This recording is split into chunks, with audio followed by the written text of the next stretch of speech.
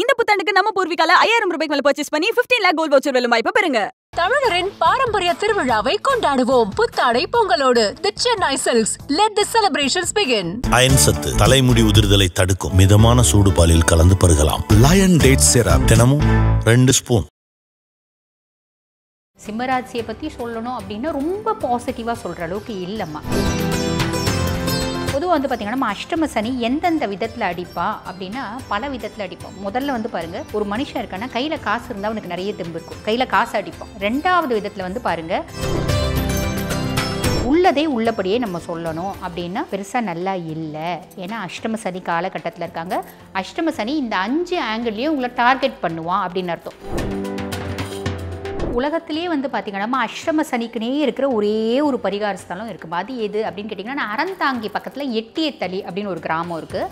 அங்கே வந்து பார்த்திங்கன்னா அகஸ்தியர் வழிபாடு பண்ண அகஸ்தீஸ்வரர் ஆலயம் அப்படின்னு ஒன்று இருக்குது. அதே மாதிரி கேது ஜென்மத்தில் இருக்குது அப்படின்போது ஒரு எக்ஸ்ட்ராடினரி பெனிஃபிட் ஒன்று உண்டுமா. அது என்ன அப்படின்னா, தோலோட உளுந்து எடுத்து அந்த உளுந்தில் கொஞ்சம் கருப்பு எள்ளு போட்டு வடை செஞ்சுக்கணும். 3 வடை செஞ்சுக்கணும். ஒரு மா இலை வாங்கிக்கணும். மா இலை வாங்கிட்டு நம்ம உயரத்துக்கு அந்த நூலை கட் பண்ணிவிட்டு அந்த மா இலையை சுற்றும் போது ஓம் சனீஸ்வராய நமக்கு, ஓம் சனீஸ்வராய நமக்கு, ஓம் சனீஸ்வராய நமக்கு இப்படி சுற்றிட்டு மொத்தத்தையும் சுற்றிட்டு உங்களை ஒரு 3 சுற்று சுற்றி ஓடுற தண்ணியில் விடணும். இது சனி பகவானை பிரீத்தி பண்ணும் அப்படின்னு சொல்கிறாங்க. நீங்கள் தோராயமாக ஒரு 55 கிலோ இருக்கீங்க அப்படின்னா அந்த 55 கிலோ உங்கள் எடைக்கு எடை வந்து பார்த்திங்கன்னா கறி, அடுப்பு கறி இருக்குல்லம்மா, அந்த அடுப்பு கறியை வாங்கிட்டு அந்த மொத்த கறியும் எடுத்து நம்மளை சுற்றணும் அப்படின்றதுல அதில் 2 பிடி கையில் எடுத்து 2025ஆம் ஆண்டுக்கான சிம்ம ராசிக்காரர்களுக்கான ராசி பலன் அப்படிங்கிறது வந்து என்ன மாதிரியான பலாபலன்களை தரப்போகுது அப்படிங்கிறத பார்க்கலாமா. சிம்மராசியை பற்றி சொல்லணும் அப்படின்னா ரொம்ப பாசிட்டிவாக சொல்கிற அளவுக்கு இல்லைம்மா. காரணம் என்ன அப்படின்னா, ஆனால் வந்து அவங்க கெட்டு போயிட மாட்டாங்க, அது மட்டும் அவங்க கான்ஃபிடென்ட்டாக நினச்சிக்கலாம். காரணம் என்ன அப்படின்னம்மா, சனி பகவான் மீனத்துக்கு பயிற்சி ஆகிருக்கார். மீனம் அப்படின்றது சிம்மத்துக்கு 8ஆம் பாவம். ஆக சிம்மராசி அன்பர்களுக்கு வந்து பார்த்திங்கன்னா சனி பகவான் அஷ்டம சனியாக வராரு. பொதுவாக இந்த அஷ்டம சனியை பற்றி சொல்லணும் அப்படின்னம்மா, இப்போ யாரும் பயப்பட வேண்டாம், எடுத்தோடனே இவங்க நெகட்டிவாக பேசுகிறாங்களே அப்படி. நெகட்டிவ் இல்லை, இல்லை நிறைய பாசிட்டிவும் இருக்குது. பதிவை முழுசும் பார்த்தா அவங்களுக்கே தெரியும். பொதுவாக வந்து பார்த்திங்கன்னா நம்ம அஷ்டம சனி எந்தெந்த விதத்தில் அடிப்பா அப்படின்னா பல விதத்தில் அடிப்போம். முதல்ல வந்து பாருங்கள், ஒரு மனுஷன் இருக்கான்னா கையில் காசு இருந்தால் அவனுக்கு நிறைய தெம்பு இருக்கும், கையில் காசு அடிப்பான், காசை வந்து கட் பண்ணுவான். ரெண்டாவது விதத்தில் வந்து பாருங்கள், குடும்பம். ரெண்டாவது சந்தோஷமாக நிம்மதியாக இருக்கணும்னா குடும்பம் நல்லா இருக்கணும், குடும்பத்தில் பிரச்சனைகளை ஏற்படுத்துவோம். மூணாவது தொழில் ஸ்தாபனத்தில் இவங்க எந்த இடத்துல வேலை செய்கிறாங்களோ அங்கே சில பல பிரச்சனைகளை ஏற்படுத்துவான். நாலாவது பிள்ளைங்க ரீதியாக, பிள்ளைங்களும் குடும்பத்திலே வந்துடும் வச்சுக்கோங்களேன். நாலாவது வந்து பாருங்கள் சமூகம். நம்ம ஒரு இடத்துல இருக்கோம் அப்படின்னா நம்மளை சுற்றி 4 பேர் நம்மளை வணக்கம் இல்லை ஹாய் ஹலோ அப்படின்னு மரியாதையாக நம்மளை வந்து ட்ரீட் பண்ணாதான் நம்மளுக்கும் சந்தோஷமாக இருக்கும். அப்போ நாலாவது சமுதாயத்தில் சில பல பிரச்சனைகளை ஏற்படுத்தும். அஞ்சாவது எல்லாம் முடித்து அவனே வந்து பார்த்திங்கன்னா முக்கால்வாசி 90% நொந்துருவான். அஞ்சாவது கடைசி இருக்கிறது அவனோட ஆரோக்கியம், ஆரோக்கியத்துலேயும் கை வைப்பா. இதுதான் அஷ்டமத்து சனி. ஆக சிம்மராசி அன்பர்களுக்கு வந்து பார்த்திங்கன்னா இப்போ ரொம்ப எக்ஸ்ட்ராடினரியாக இருக்குது அப்படின்னா நம்ம பொய்யும் சொல்ல முடியாது. ஏன்னா உள்ளதே உள்ளபடியே நம்ம சொல்லணும் அப்படின்னா பெருசாக நல்லா இல்லை. ஏன்னா அஷ்டம சனி காலகட்டத்தில் இருக்காங்க. அஷ்டம சனி இந்த 5 ஆங்கிள்லேயும் உங்களை டார்கெட் பண்ணுவான் அப்படின்னு அர்த்தம். ஆனால் சிம்மராசி அன்பர்கள் இப்போ வந்து பாருங்கள், ராகு தசை இருக்குது, இல்லை வந்து பாருங்கள் கேது தசை இருக்குது, குரு தசை இருக்குது, ஓவர் கம் ஆகும். முக்கியமாக ராகு கேதுன்னா சாலிடாக ஓவர் கம் பண்ணுவாங்க. சனி 100% உங்களுக்கு எடுக்கணும் அப்படின்னு நினச்சா ராகு 100% கெடுக்க விட மாட்டான், 30% தான் கெடுக்க விடுவான் அப்படின்னு சொல்லலாம். புரியுதுங்களா? அந்த தசா புத்தியை பொறுத்து கொஞ்சம் மாறும். ஆக சனி கெடுதல் தான் செய்ய போகிறான், அதில் எந்த விதமான மாற்று கருத்தும் கிடையாது. ஆனால் குரு வந்து பாருங்கள், மிதுனம் அப்படின்றது லாபஸ்தானம், 11ஆம் பாவத்துக்கு குரு வரான். அப்போ குரு வந்து என்ன குருவாக வரான் அப்படின்னா லாப குருவாக வரான். அப்போ சனி பகவான் அங்கே தொழில் ஸ்தானத்தில் பலவிதமான இன்னல்களையும் இடையூறுகளையும் பிரச்சனைகளையும் குழப்பங்களையும் ஏற்படுத்துவார். கிணறு வெட்ட பூதம் கிளம்புற மாதிரி. நான் கிணறு ஒரு பாண்டு மண் எடுக்கிறேன் அப்படின்னா ஒரு பூதம் கிளம்புது, ஒவ்வொரு பாண்டுக்கும் ஒவ்வொரு பூதம் கிளம்புது அப்படின்னு சொல்லுவாங்க பார்த்தீங்களா. அந்த மாதிரி பல பூதங்கள் கிளம்பும். ஆனால் குரு பகவான் அந்த பூதங்கள்லாம் அடக்கி வச்சிடுவார் அப்படின்னு சொல்லலாம். ஆக குரு லாப குரு, தொழிலில் ஏற்படக்கூடிய பல பிரச்சனைகளை தீர்த்து வைப்பார். லாபத்தில் சனி பகவான் கை வைக்கிற மாதிரி விடவே மாட்டார். ஏன்னா இவர் லாப குருவாக இருக்கார். அப்போ 1 வருஷம் குரு சாலிடாக காப்பாற்றிடுவார் 2.5 வருஷத்தில். புரியுதுங்களா? அப்போ 2025 நீங்கள் கேட்ட கேள்வி, குரு வந்து காப்பாற்றிடுவார். அப்போ சனி கெடுப்பார், குரு கொடுப்பாரு, சனி கெடுப்பார், குரு கொடுப்பாரு. அப்போ நாங்கள் உச்சிக்கு போவோமா இல்லை பாதாளத்துக்கு போவோமா?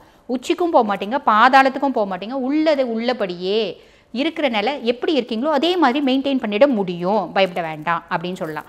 அதுக்கடுத்து வந்து பாருங்கள் ராகு கேது. ராகு வந்து 7ஆம் பாவம், கேது வந்து 1ஆம் பாவம். இப்போ இந்த ராகு கலத்திரஸ்தானம், 7ஆம் பாவம் அப்படின்றது கலத்திரஸ்தானம்மா. கலத்திரஸ்தானத்தில் ராகு அப்படின்போது ராகு என்ன பண்ணுவான், இப்போ ஒரு சிம்ம ராசி ஜென்னாக இருக்காங்க அப்படின்னு வச்சுக்கோங்களேன், அவங்க ஒய்ஃப்க்கும் அவங்களுக்குமான மனமுட்டங்கள், மனக்குழப்பங்கள், விரிசல்கள் இதெல்லாத்தையும் அதிகப்படுத்துவான். ஆனால் குருனோட பார்வை அவர் மேலே இருக்குது. குரு சண்டால யோகம், குருனோட பார்வை இருக்கிறதுனால ராகு கெடுக்க மாட்டான். அப்போ அங்கேயும் அது நல்லிஃபை ஆகிடுதா. அதே மாதிரி ஜென்ம கேது, அதாவது கேது வந்து 1ஆம் பாவத்தில் இருக்கான். கேது 1ஆம் பாவத்தில் இருக்கிறா அப்படின் போது நம்மளுக்கு என்ன ஆகும் அப்படின்னா, நம்ம ஃபேமிலியோடு இருக்கணும்னு வச்சுக்கோங்களேன், எனக்கு நீங்கள் எல்லாம் இருக்கிறது ஒரே டிஸ்டர்பாக இருக்குது, நான் தனியாக இருக்கணும் அப்படின்ற மாதிரி நம்மளே சுருக்கிப்போம். சோஷியல் வித்ட்ராயல் அப்படின்னு சொல்லுவாங்க பார்த்தீங்களா, தனிமைப்படுத்திக்கிறது அப்படின்றது நம்ம பெருசாக வந்து அது வந்து வருத்தப்படக்கூடிய விஷயம் இல்லை. அது வந்து பாருங்கள் ஒரு நல்ல விஷயம் அப்படின்னு சொல்லலாம்.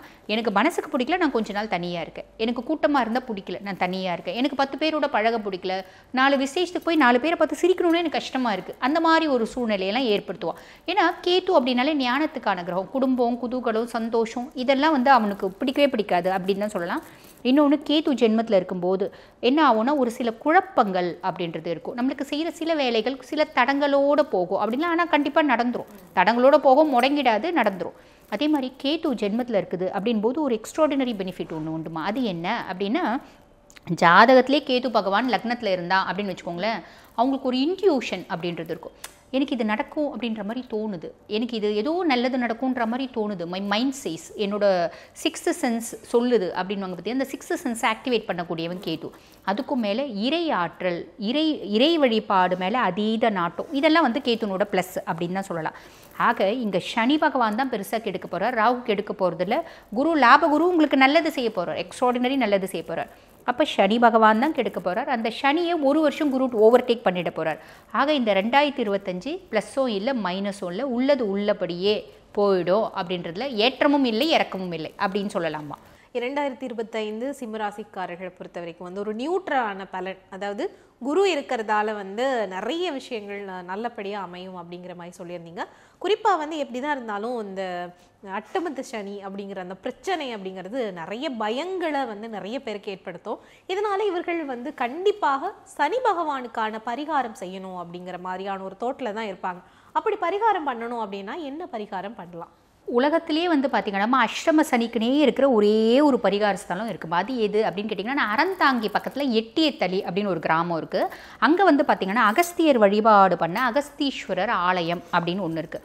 அந்த அகஸ்தீஸ்வரர் ஆலயத்தை போய் நம்ம வழிபாடு பண்ணிட்டு வரோம், அகஸ்தீஸ்வரரை தரிசனம் பண்ணிவிட்டு வழிபாடு பண்ணிட்டு வரோம் அப்படின்ற போது நிறைய மேன்மைகள் அப்படின்றது வருமா. இப்போ நிறைய பேர் என்ன பண்ணுவாங்க, அஷ்டம சனியில் ஒரு முறை நீங்கள் பரிகாரம் சொன்னீங்க, நான் ஒரு முறை போயிட்டு வந்தேன், எனக்கு நிறைய நல்லது நடக்கணும் அப்படிம்பாங்க. அப்படி இல்லைம்மா, அவங்களால எத்தனை முறை போய் பார்த்துட்டு வர முடியுமோ பரமேஸ்வரனை அத்தனை முறை போய் பார்த்துட்டு வரலாம். 3 மாதத்துக்கு ஒரு முறை, 6 மாதத்துக்கு ஒரு முறை போய் பார்த்துட்டு வரும்போது சனியினோட ஒரு கெடுபலன்கள் அப்படின்றது நிறையவே குறைஞ்சிடுமா. 2025 குரு காப்பாற்றிடுவார், கவலையே வேண்டாம். இருந்தாலும் 2.5 வருஷம் சனி பயிற்சி இல்லைங்களா. அப்போ 2026 வந்து நம்மளுக்கு எல்லாருமே காப்பாற்றுறதுக்கு யாராவது இருப்பாங்களா அப்படின்னா இருக்க மாட்டாங்க. அப்போ பரமேஸ்வரன் தான் காப்பாற்றுவான். அப்போ அந்த அகஸ்தீஸ்வரர் வழிபாடு அப்படின்றது நம்மளை காப்பாற்றிடும். அதுக்கும் மேலே அஷ்டம சனியாக இருந்தால் கூட நீ சனியை ஓவர்டேக் பண்ணணும் அப்படின்னா ஹானஸ்ட்டாக இருக்கும், எல்லா விதத்துலையும் ஹானஸ்ட்டு. நான் 10 ரூபா, எனக்கு நான் ஒரு வேலை செய்கிறேன், அதுக்கு 10 ரூபா தான் வருமானம் அப்படின்னா நாங்கள் 100 ரூபா வாங்கக்கூடாது, நான் 10 ரூபா தான் வாங்கணும்.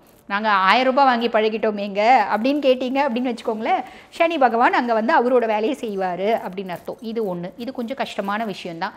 அப்போ சில பல ஒரு பரிகாரங்கள் அப்படின்றது சாஸ்திரம் சொல்லதாமா செய்யுது. அது என்ன அப்படின்னு கேட்டிங்கன்னா, உளுந்து வந்து பாருங்கள் தொட்டோடு எடுத்துக்கணும், தோலோடு உளுந்து எடுத்து அந்த உளுந்தில் கொஞ்சம் கருப்பு எள்ளு போட்டு வடை செஞ்சுக்கணும்.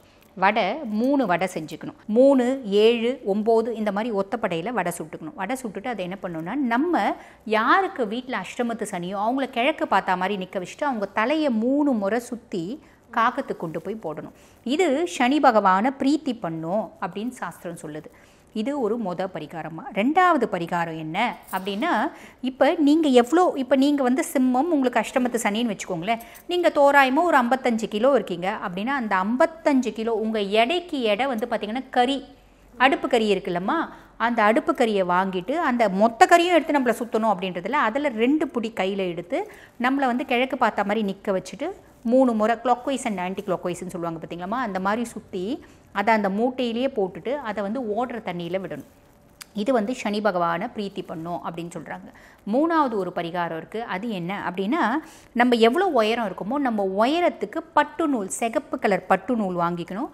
ஒரு மா இலை வாங்கிக்கணும். மா இலை வாங்கிட்டு நம்ம உயரத்துக்கு அந்த நூலை கட் பண்ணிவிட்டு அந்த மா இலையை சுற்றும் போது ஓம் சனீஸ்வராய நமக்கு, ஓம் சனீஸ்வராய நமக்கு, ஓம் சனீஸ்வராய நமக்கு இப்படி சுற்றிட்டு மொத்தத்தையும் சுற்றிட்டு உங்களை ஒரு 3 சுற்று சுற்றி ஓடுற தண்ணியில் விடணும். இது சனி பகவானை பிரீத்தி பண்ணும் அப்படின்னு சொல்கிறாங்க.